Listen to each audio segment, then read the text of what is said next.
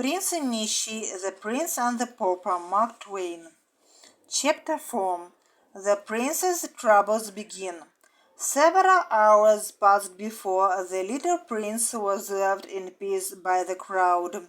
He was terribly tired and wanted to rest a little, but he did not know where he was. He looked about him and knew he was in the city of London. That was well he knew, but he could not tell what part of the city he was in.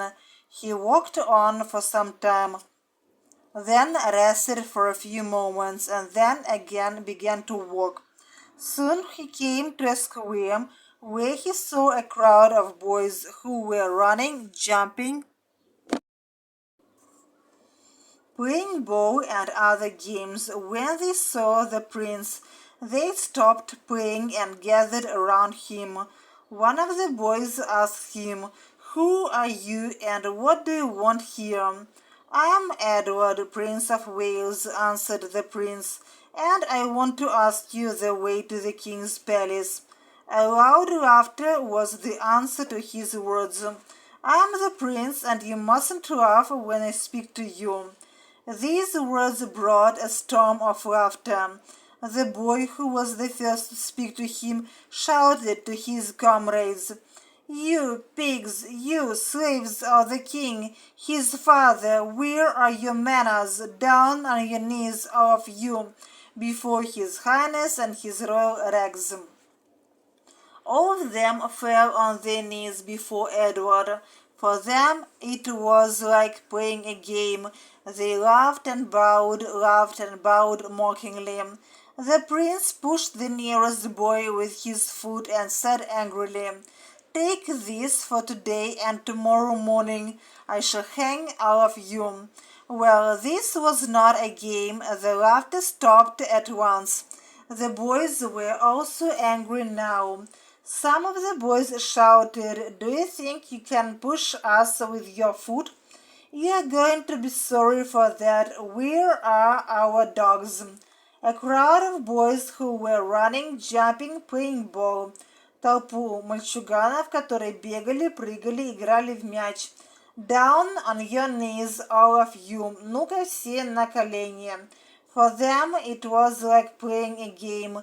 Для них это было какой-то игрой. "You are going to be sorry for that." Ты пожалеешь об этом. "We're cutting." Кусали. Is that so? Неужели? But mad or no mad, безумный или нет, after a hard whipping, после хорошей порки.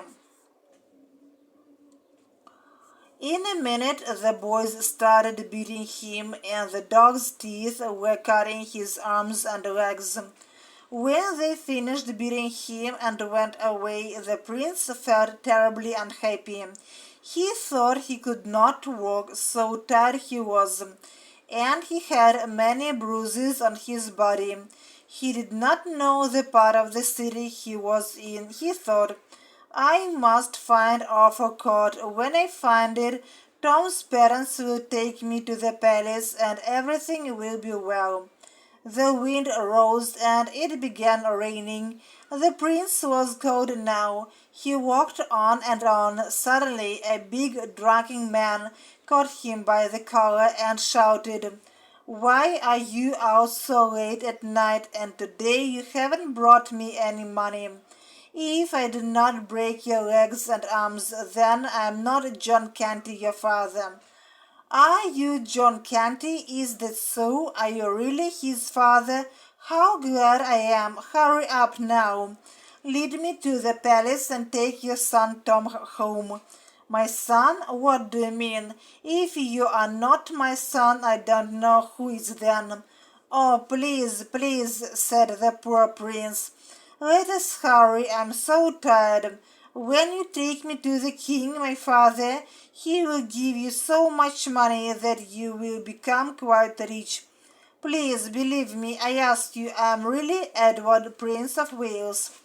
The man was surprised. He looked at the prince for a moment, then he said, "Mad, quite mad." He seized him by his collar once more and said with a laugh, "But mad or no mad, I am your father, and you will remember me after a hard whipping." He dragged Edward away, and the poor prince could not do anything. He was quite helpless.